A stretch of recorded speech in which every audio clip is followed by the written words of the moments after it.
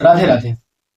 ब्रह्म ज्ञान में नारी नर करई न दूसरी बात, कौणी लागी दाम कहूं करही ब्रह्म गुरु घात। तुलसीदास जी ने अपनी रामचरितमानस की कहानी में इस चौपाई को संकलित किया और उन्होंने ये कहा कि कलयुग का प्रत्येक व्यक्ति ब्रह्म ज्ञान के अलावा कोई दूसरी बात नहीं करेगा।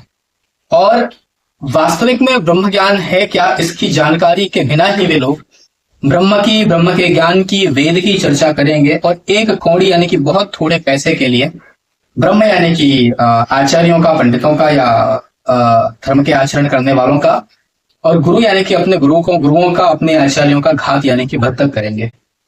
और ये इस कलिकाल में भरपूर मात्रा में देखा गया है, इसकी कोई कमी नहीं देखी गई।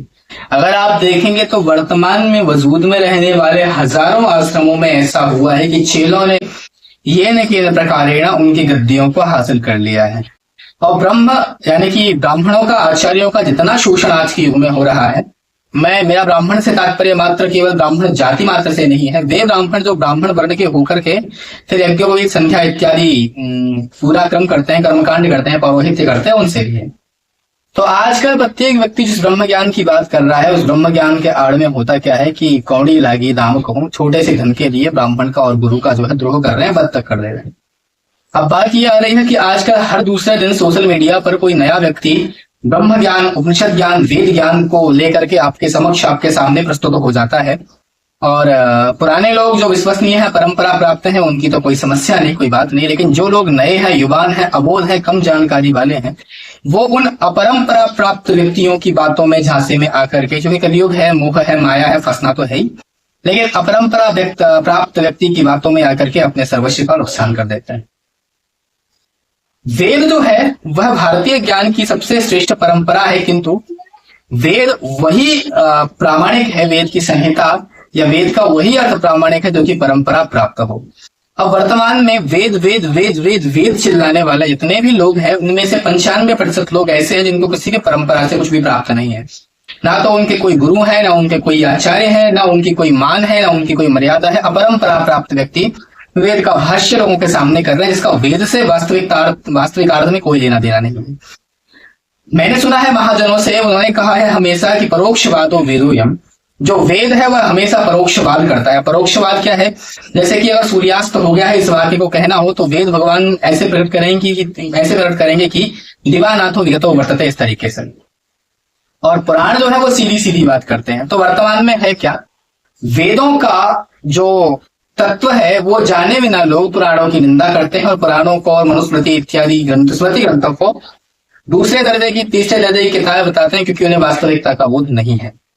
मेरा आपसे कहना यह है कि अगर आप वास्तविकता में वेद का या उपनिषदों का अर्थ जानना चाहते हैं तो उसी व्यक्ति से जाने जो कि संस्कृत भाषा का ज्ञान रखता हो और जिसे परंपरा प्राप्त वस्तुएं प्राप्त हुई हैं। जिन व्यक्तियों को परंपरा प्राप्त ज्ञान नहीं है, वे आपको और आपकी संतति को मात्र भ्रमित कर सकते हैं। लोग कहते हैं कि वेद वेद वेद, अब उनसे पूछ लो, उनसे पहला मंत्र बुलवाओ आप इसका, पुरुष सूक्त का, ओम सहस्रशीरेखा पुरुषः सहस्राक्षः सहस्रपाद सभूमिं सर्वधर्वात्यतिशतांगुलम्। वे इस मंत्र को ना पढ़ पाएंगे, ना बोल पाएंगे, और पढ़ेंगे बोलेंगे भी तो अपनी अशुद्ध वाणी में, अशुद्ध अवस्था में, पैंट पहन करके। तो जिनके पास परंपरा नहीं है वो वेद के अर्थ को जानेंगे क्या? अब इसका अर्थ जो है, जिस निर्गुण निराकार ब्रह्म की वेद भगवान उपासना या साधना करते हैं, उसी निर्गुण निराकार ब्रह्म को सगुण साकार रूप देकर के उन्होंने कहा है कि सहस्त्र शीर्षा पुरुष, जो परमात्मा है वो सहस्त्र शीर्ष यानी कि हजारों सिर वाला एक पुरुष है। सहस्त्र शीर्षा पुरुषा सहस्राक्षः सहस्त्रपाद, उसके हजारों आंखें हैं, हजारों उसके चरण है।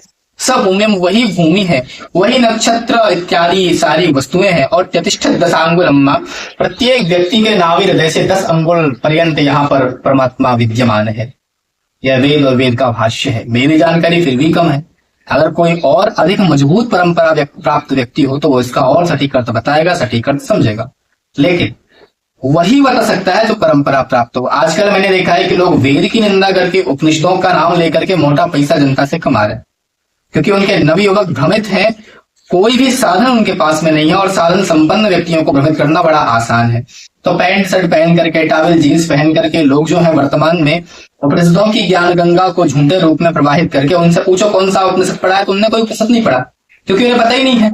ऋग्वेद के यजुर्वेद का जो 40वां अध्याय है वह ईशावास्य उपनिषद है। उसी ईशावास्योपनिषद का आप मंत्र पढ़ने के लिए कहिए, उन्हें पढ़ना ही नहीं आएगा, और पढ़ भी लेंगे जोड़ तोड़ करके तो अर्थ कहिए व्याकरण से नहीं आ पाएगा। वेद का सांगोपांग अध्ययन होता है 6 शास्त्रों के साथ। अगर वो नहीं है तो वेद का अध्ययन बेकार है। उन्हें पता ही नहीं होगा 6 शास्त्र कौन से होंगे, शिक्षा, कल्प, व्याकरण इत्यादि। जिन्हें व्याकरण का बोध नहीं, जिन्हें भाषा का बोध नहीं, वो क्या आपको उपनिषद का ज्ञान दे रहे हैं? और अगर आप उनसे उपनिषद का ज्ञान ले रहे हैं तो वे तो पाखंडी है ही, साथ साथ में आप भी पाखंडी बन रहे हैं। उपनिषद का वाक्य है ईशावास्यमिदं सर्वं जगतं च जगत्यां जगत तेन त्यक्तेन भुञ्जीथाः मा घृतः गतिसिद्धनम्। ईशावास्यम इदं सर्वम, ये संपूर्ण संसार ईश परमात्मा का आवास यानी कि उसका निवास है।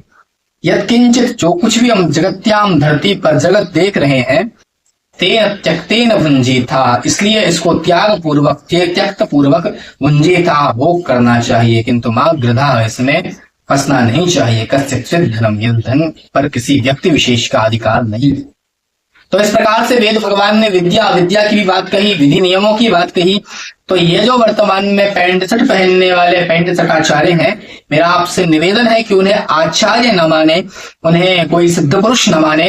वे हो सकता है कि उन्होंने किसी परीक्षा को बहुत अच्छे तरीके से पास किया हो, उसमें वे अव्वल दर्जे के व्यक्ति रहे हो, नौकरी किया हो, लेकिन पैंट पहन करके, मांस मच्छी खा करके, यज्ञोपवीत का परित्याग करके, शिखा का परित्याग करके, तिलक का परित्याग करके, अभद्र भाषा का प्रयोग करके कोई भी व्यक्ति वेद का भाष्य नहीं कर सकता, नहीं कर सकता, नहीं कर सकता।